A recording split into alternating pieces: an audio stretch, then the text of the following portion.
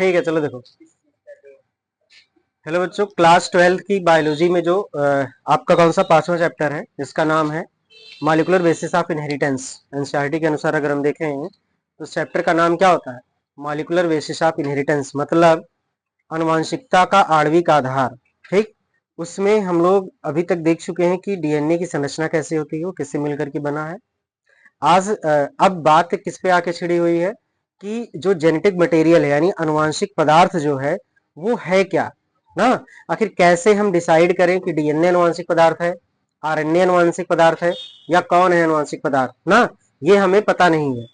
ठीक, आवाज भनक रहा है। डीएनए अनुवांशिक पदार्थ है या आरएनए अनुवांशिक पदार्थ है, क्या अनुवांशिक पदार्थ है, ये अभी तक हम लोग पता नहीं कर पाए हैं। तो बहुत सारे साइंटिस्टों ने क्या किया, बहुत सारा एक्सपेरिमेंट किया और पता करके बताया कि यही क्या है, अनुवांशिक पदार्थ। तो अनुवांशिक पदार्थ है क्या, उससे संबंधित एक एक्सपेरिमेंट है जिसका नाम है ट्रांसफॉर्मिंग एक्सपेरिमेंट। क्या बोला जाता है? Transforming experiment. ये जो ट्रांसफॉर्मिंग एक्सपेरिमेंट है, ये किसने दिया? एफ ग्रिफिथ ने। किसने?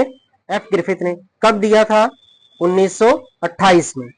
एफ ग्रिफिथ ने अनुवांशिक पदार्थ क्या है उसको खोजने के लिए, उसको बताने के लिए एक प्रयोग किया जिसका नाम था ट्रांसफॉर्मिंग एक्सपेरिमेंट, या उसी को हम लोग बोलते हैं ग्रिफिथ का रूपांतरण प्रयोग। क्या बोला जाएगा? ग्रिफिथ का रूपांतरण प्रयोग। ये प्रयोग उन्होंने सन 1928 में किया था। ठीक है, और उन्होंने अपने प्रयोग में चूहे लिए थे प्लस बैक्टीरिया, और उस बैक्टीरिया का नाम था स्ट्रेप्टोकोकस निमोनाई या डिप्लोकोकस निमोनाई, जो आगे चल करके क्या कौन सी बीमारी पैदा कर रहा था? निमोनिया।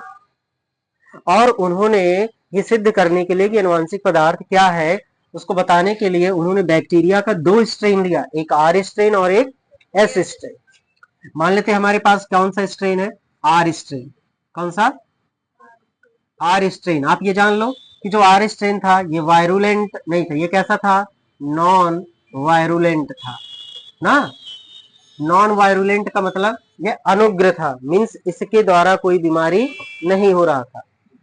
दूसरा हमारे पास आता है एस स्ट्रेन। कौन सा स्ट्रेन? एस स्ट्रेन आता है, जो कि वायरुलेंट था। क्या था? वायरुलेंट। और ये जो वायरुलेंट था, मतलब ये कि ये बीमारी पैदा करता है। तो एस स्ट्रेन वाली बैक्टीरिया अगर कहां जाएगा?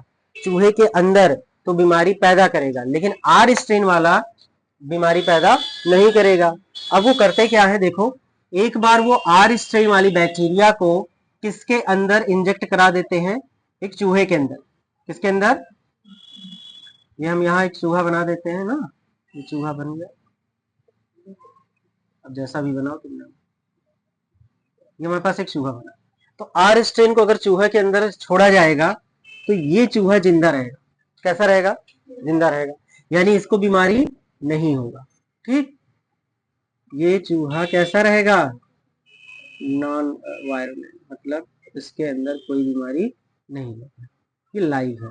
कैसा है? लाइव, मतलब जिंदा है। कब ये जिंदा हुआ? आर स्टेन वाला अगर इस चूहे के अंदर छोड़ा गया तो वो जिंदा रहा, मतलब वो बीमारी पैदा नहीं किया। अब क्या आएगा? S strain. क्या आता है? S strain. और एस स्ट्रेन वाला क्या करेगा? अगर हम इस चूहे के अंदर छोड़ेंगे ना, तो एस स्ट्रेन चूहे के अंदर छोड़ा जाएगा तो ये चूहा मर जाएगा। कैसा हो जाएगा? मर जाएगा। क्यों मर जाएगा? क्योंकि उसके पास बीमारी पैदा करने की क्षमता थी। किसके पास? एस स्ट्रेन वाली बैक्टीरिया। कौन सी? जो हमारे पास एक बैक्टीरिया है एस स्ट्रेन, इसके पास बीमारी पैदा करने का क्षमता है, और ये चूहा कैसा हो जाएगा? मर जाएगा।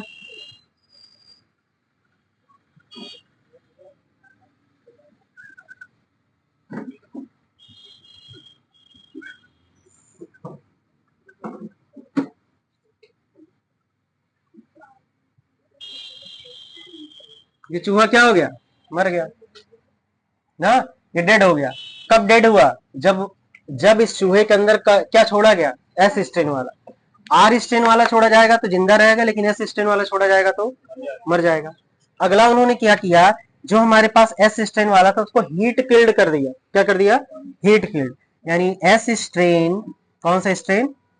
एस, हमारे पास ये है एस स्ट्रेन नामक बैक्टीरिया, वैसे स्ट्रेन बैक्टीरिया का एस स्ट्रेन है, और ये इसको क्या कर दिया गया, हीट किल्ड कर दिया गया। क्या कर दिया गया, हीट किल्ड। अगर उसे हम क्या कर देंगे, हीट किल्ड मार देंगे, फिर किसके अंदर छोड़ा जाएगा, चूहे के अंदर छोड़ा जाएगा।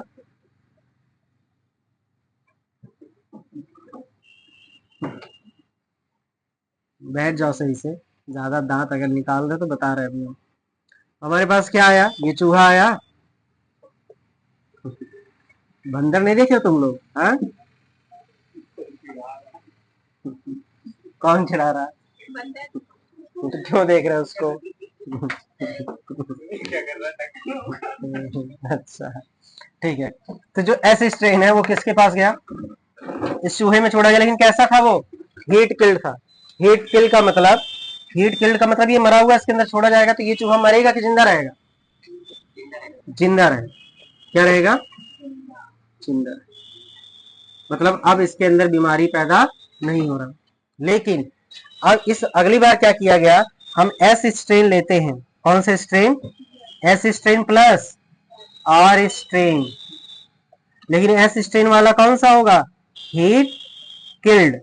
हीट किल्ड वाली बैक्टीरिया को एस स्ट्रेन के साथ मिला करके इस चूहे के अंदर छोड़ा जाएगा, तो क्या हो जाएगा, चूहा मर जाएगा। चूहा छोटा होता चला गया ना, यहाँ चूहा क्या हो जाएगा, चूहिया मर जाएगी। नहीं जी, इसका पूछ उल्टा है, ये मर गया। ठीक है, तो एस स्ट्रेन को हम मार करके आर स्ट्रेन के साथ मिला करके जब चूहे को देते तो वो क्या हो जाता है, मर जाता है। तो आखिर क्या रीजन था जिसकी वजह से एस स्ट्रेन आर, मतलब यहाँ हुआ क्या, उन्होंने बताया कि जो एस स्ट्रेन वाला होता है वो आर स्ट्रेन को भी क्या बना देता है, एस स्ट्रेन, मतलब वो उसको ट्रांसफर कर देता है, अरे ट्रांसफॉर्म कर देता है। कौन, एस स्ट्रेन वाला आर स्ट्रेन को ट्रांसफॉर्म कर देता है जब उसको उसके साथ रखा गया। ठीक है, यानी इसकी प्रॉपर्टी इसके अंदर चला गया। ये एस स्ट्रेन इस आर स्ट्रेन को क्या कर दिया, रूपांतरित कर दिया। लेकिन अब वो ये नहीं बता पाए कि आखिर वो कौन सा केमिकल था, कौन सा पदार्थ था जिसकी वजह से आर स्ट्रेन अपने आप को क्या कर लिया, चेंज कर लिया। ठीक है, तो उसको बताने के लिए फिर आगे क्या होगा, एक्सपेरिमेंट होगा। बट उन्होंने इतना साबित कर दिया कि कुछ तो पदार्थ है, कोई केमिकल तो जरूर है जो एक पीढ़ी से निकल करके अगली पीढ़ी की प्रॉपर्टी को क्या कर देता है, चेंज कर देता है, या एक पीढ़ी की इंफॉर्मेशन को अगली पीढ़ी में ले जाता है। तो जो केमिकल या जो पदार्थ ऐसा करेगा उसी को ही हम लोग क्या बोलेंगे, अनुवांशिक पदार्थ। अनुवांशिक पदार्थ होता ही है जो लक्षण को एक पीढ़ी से अगली पीढ़ी में क्या करता है, ट्रांसफर करता है, उसी को ही हम लोग क्या बोलते हैं, अनुवांशिक पदार्थ। और उसको सिद्ध करने के लिए एफ ग्रिफिथ ने ये एक्सपेरिमेंट किया जिसे बोला जाता है ट्रांसफॉर्मिंग प्रिंसिपल। इसमें आप कुछ की पॉइंट याद करोगे। ट्रांसफॉर्मिंग प्रिंसिपल किसने दिया, एफ ग्रिफिथ ने। कब दिया, 1928 में। किसके ऊपर प्रयोग किया और किसके द्वारा, तो इन्होंने लिया बैक्टीरिया, उस बैक्टीरिया का नाम क्या था, स्ट्रेप्टोकॉकस निमोनाई या फिर डिप्लोकॉकस निमोनाई। किसके ऊपर प्रयोग किया, चूहे के ऊपर। कितने टाइप के स्ट्रेन लिए, 2 टाइप का। इसी एक्सपेरिमेंट को हम लोग क्या बोलते हैं, ट्रांसफॉर्मिंग प्रिंसिपल। ठीक, अगले लेक्चर में हम लोग ये सीखेंगे कि अनुवांशिक पदार्थ के प्रमाण में कुछ और लेक्चर, कुछ और क्या, अनुवांशिक पदार्थ के पक्ष में कुछ और प्रमाण देखा जाएगा ना, कि आखिर कुछ और एक्सपेरिमेंट किया जाए ताकि पता चले कि हाँ यही यानी डीएनए या आरएनए ही क्या है, अनुवांशिक पदार्थ। अनुवांशिक पदार्थ के लिए हमारे पास 3 लोग दावेदार थे, एक तो प्रोटीन, दूसरा डीएनए, तीसरा आरएनए। बट हम किसको माने अनुवांशिक पदार्थ, उसी के लिए यहाँ लड़ाई चल रहा, उसी के लिए एक्सपेरिमेंट चल रहा है। धीरे धीरे हम आगे जाकर के पता कर पाएंगे कि डीएनए ही क्या होता है, अनुवांशिक पदार्थ होता है, और क्या क्या लक्षण, एक अनुवांशिक पदार्थ के पास क्या क्या लक्षण होना चाहिए। जो वो लक्षण फुलफिल कर देगा, जिसके पास वो लक्षण आ जाएगा, वही क्या बन जाएगा, अनुवांशिक पदार्थ। ठीक है, धन्यवाद। आप